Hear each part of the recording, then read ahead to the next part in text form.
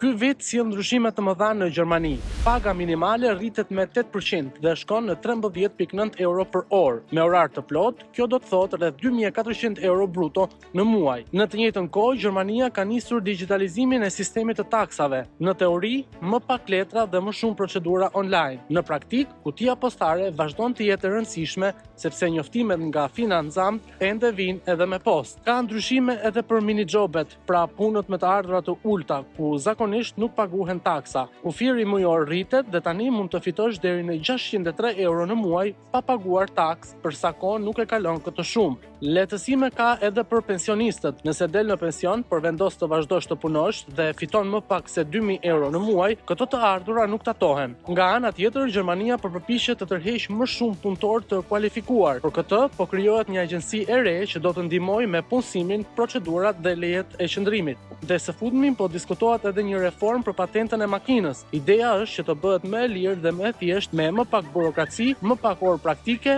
dhe provime më të shkurtra. Gjermania po bën disa lëvizje për ta bërë jetën dhe punën më të lehtë, por a mjafton?